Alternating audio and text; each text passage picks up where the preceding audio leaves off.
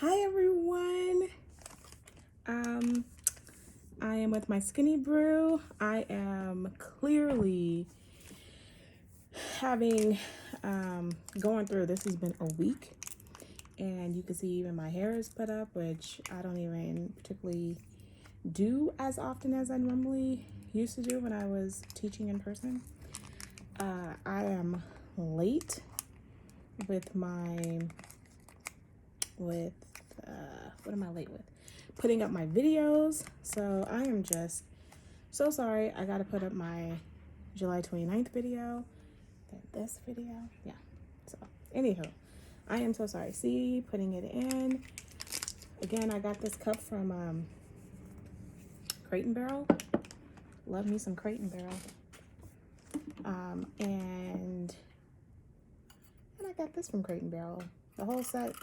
Well, it comes individually. It's not a set, but it's looking at like what, 30. I mean, this is $5. This was $12. It's pretty cool. Okay. I have been overwhelmed. Okay, but there's a few things I absolutely want to talk about. And yeah, there's a few things I actually absolutely want to talk about. I have no suggestions when it comes to like beauty. Actually, I do. I have a sample that I've been using, and it's with a new, and it's really kind of cool. It is a serum, and right now they're actually Avon. We're having a sale on the serum plus the nose, and I talked about that before. So definitely you can get them both as a couple, and I actually really like it. It gives me a little bit of vibrant look. So, because the dark circles are real at the moment. There's a few things I want to chat about. Number one, iced coffee.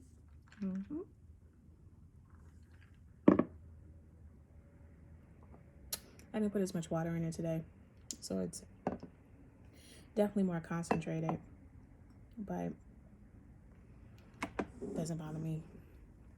What to think about? Okay, so there's a few things. So last week we found out that, last week, Tamar did make an attempt to commit suicide. We know that for sure. Why do we know that for sure? Is because sometime this week, she released a statement that explained that she did in fact made an attempt to commit suicide. And you think a person with all this money, all this fame, would not consider, especially when you have a little son. Like I think in any deepest day, when you have when you're a mother of a minor, you really do pause and be like, but who's going to raise my kid? Right? So I don't quite grasp what she is experiencing. But I will say that you're getting a mixed response online, right? So, and bear with me for a second because I have a point for all this. And one of it is that you're living your life completely online. You've paid the price for living your life completely in front of everyone is one that you have now welcomed everyone to critique you. You have welcomed everyone to give their 2 cents. And I know for me, I don't particularly care for everybody's 2 cents. And so, and for her, you have to make sure that, are you willing to deal with the high level of criticism that it takes when, and for me, justifiably so. Like from what we see on TV, you can be rude to your sisters, ridiculous to your parents. Like you're not the easiest person to deal with, right? And so, and you pop off at your mouth at any given point or with your fingers on Twitter, And this is the kind of thing that you do. This is you're known for your sass. You're known for whatever. When you were on that talk show, you were known for, they hired you based on sass, based on all of that. So it's kind of hard for us to wrap our head around how we, you're talking about now, like all the editing and all this other stuff, and how they didn't put you in the same light. Now, the preview for the upcoming show actually came out. They did not cancel her show, which would have probably been the more respectful thing to do, is to cancel the show. No, they didn't cancel it. They showed a whole episode while this woman is in the hospital. And the sad thing about it is that the episode that they showed, the first episode, is her talking about wanting to tell her story and wanting to, take ownership and, be self-reliant, like all the things that she says in this thing that she released this week about why she made an attempt to commit suicide. That's what's so bizarre. That is the thing that was in this, right? And so you're like, in that episode, which to me made it even more insulting that they released this episode on television. Okay, fine. You guys are not going to be respectful, whatever. You're like, I don't care if she almost died. We are going to release this show as is, whatever. We need to collect our money. I say that to say, because I also watch Marriage Bootcamp, the hip hop edition. And there are two couples on there that I need to say, there's no rhyme or reason as to why they should be on that those two couples should be on TV. Number one, corrupt. I realize that these people are trying to make a buck. I get it. You want to make a buck. The people want to make a buck. Everybody's happy. But Corrupt is a flat out alcoholic. It looks so depressing. When he was given a chance to rap, he sounded absolutely beyond horrible. And it is uncomfortable to watch, because if you didn't know Corrupt, if you never heard of Corrupt, you would say this man is a train wreck. And what is this? And that is unfortunate, because he is a hip hop legend, except on that show. Number two couple. Oh gosh, now I'm losing my mind. Okay, so it's the Von and Tahiri. Okay, so the problem I have is this: the show knew for the last 4 days before this fifth day, the last 4 days, you have this alcoholic who rages. You have you've already had almost a fight between two couples with Hazel Lee and her boyfriend. You had Hazel Lee's boyfriend fight Will, right? So in 4 days, you had all of this. And yet on the fifth day, y'all still sat around and said, you know what? We still should give people this exercise where they get to taser each other for their hidden behavior that they have against their partner. How does this work out well? With all of this tension and interfighting, like physical fighting and the physicality that has been taking place up to day 1, 2, 3, 4, the fifth day, you should have said, we need a new intervention here, because we're going to have some real problems between some of these couples. And you know what? The show didn't care, and they did it anyway. And so now you have Tahiri getting choked out on an episode, and then you guys are tweeting about it. You kept that part in the show, and you used it as promo. So clearly, you people do not care about the message you're sending and how you're covering these individuals. And that is the most depressing thing. Do not come later and say, "Oh, my bad." No, it's not your bad. You wanted people to hit and click and chat and whatever. And yes, they signed waivers, and yes, they want to get a check, and yes, I believe all that. I get all that.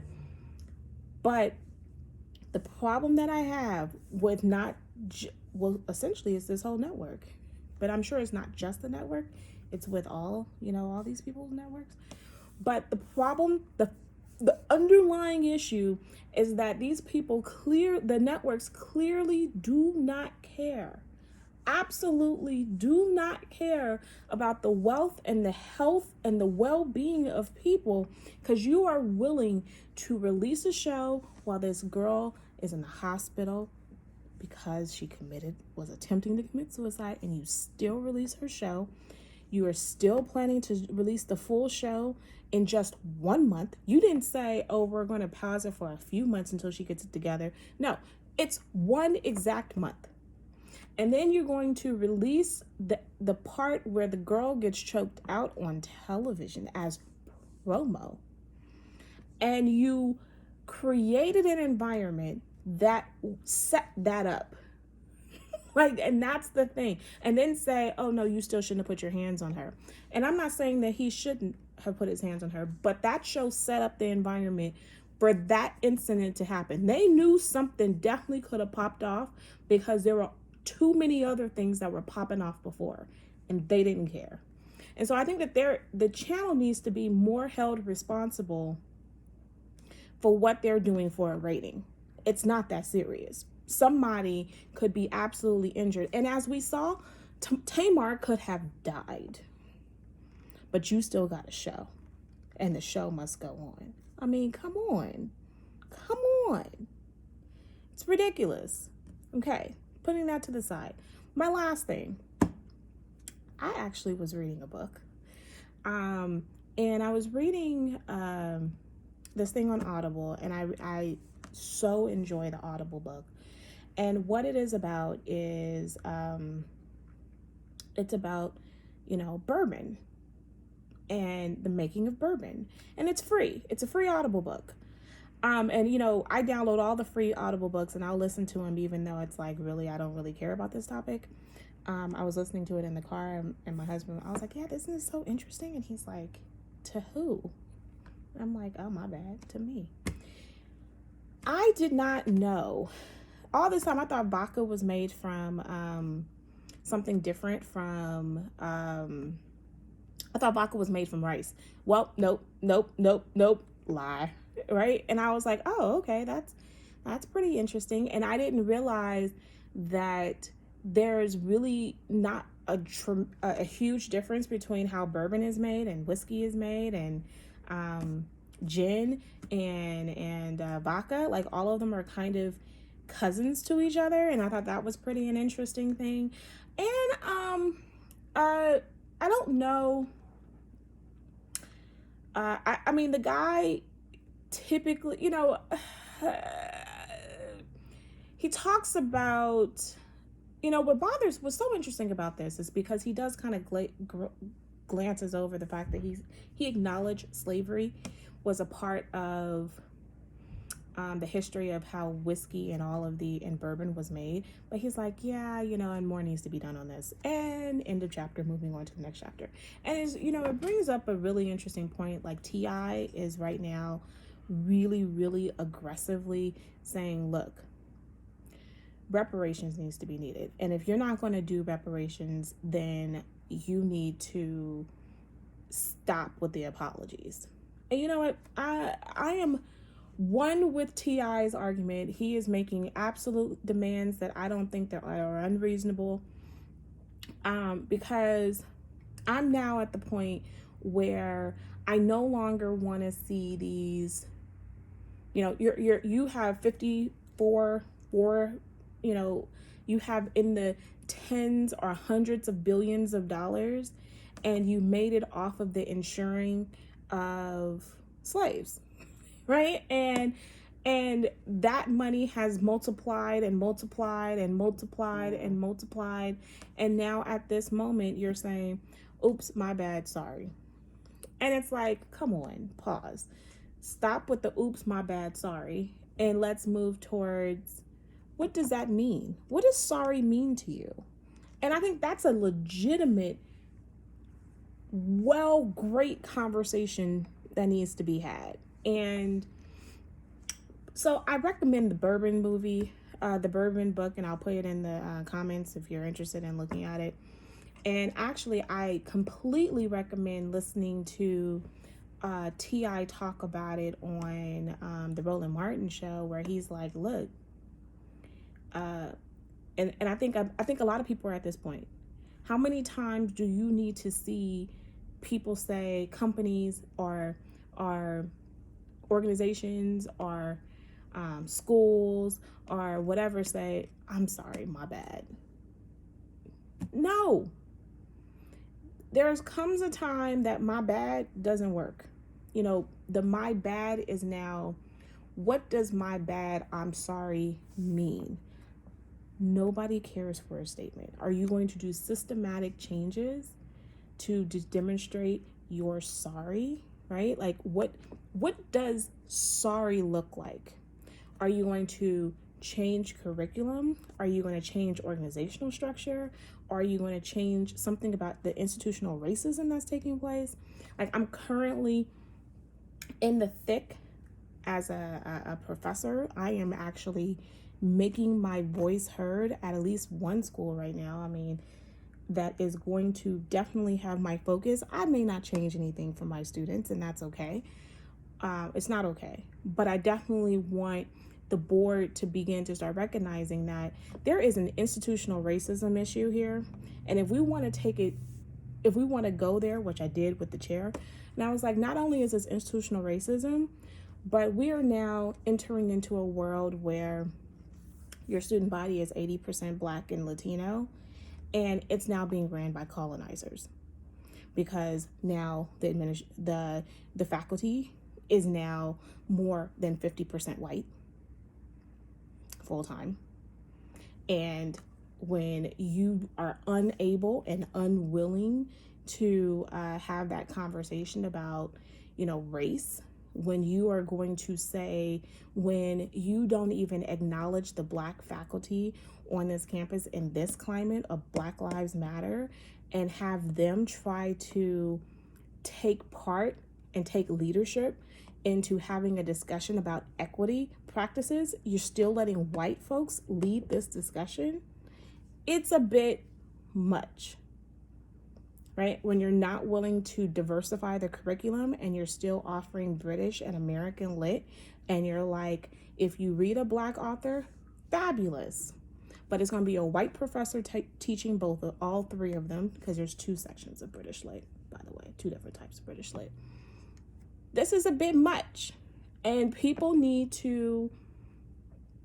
students don't know what they don't know, and they can, speak their space, but they don't know where to look to figure out what is absolutely needed to do to change this. They don't know.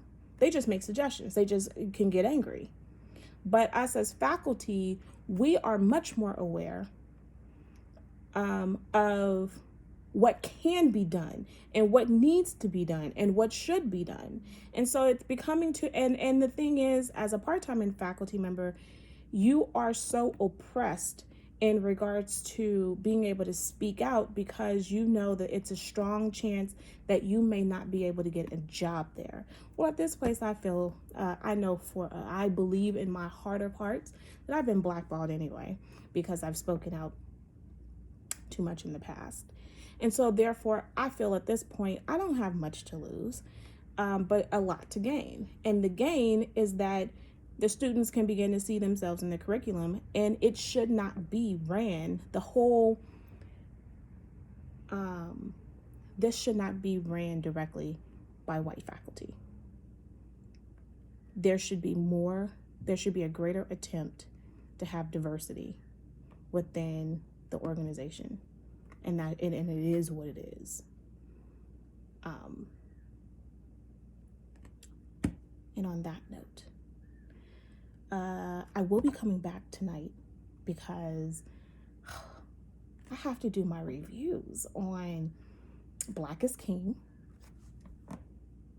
right? Because that gets released. And I have to also, she released the newest version of the album. So, and I love I love the Lion King album. And I think that it is finally, we're going to not have people steal from Africa, which the Lion King did. And I'm not exaggerating. The songs were stolen. And so Africans are finally getting their version of reparations by getting representation. And because Disney barely cut them a check. If you want to, the check that they gave was disgustingly, ridiculously low. You should watch the Netflix show When the Lion Sleeps Tonight. I'll put that in the thing too. And I don't know. I guess I'll listen to. I know the enthusiasm dropped. I'll listen to Brandy's album. I'm gonna be honest. I'm Team Monica. So there are some Brandy albums that are cool, and I do own a Brandy album, one. But if I had to choose, I own all of Monica. Monica has been my girl from day zero. And I'm not saying I have to go one or the other, but I'm just letting you know that I am impartial to Monica's style of music than I am to Brandy's style of music. And so therefore, I'll listen to it, but I'm going to give you my opinion if I'm a Monica person instead of a Brandy person. Okay, so I'm just letting you know.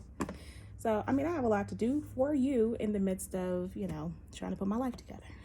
So, have a great afternoon, and I look forward to the next video all about Beyonce. All about Beyonce. And then, I got to get you the Umbrella Academy. The Umbrella Academy. That's my Saturday. I can't get it all to you by today. I can't do it all on a Friday, but I can do my Umbrella Academy on a Saturday. Have a great afternoon, and I will see you later. Bye. Don't forget, ElizabethWalker.itworks.com.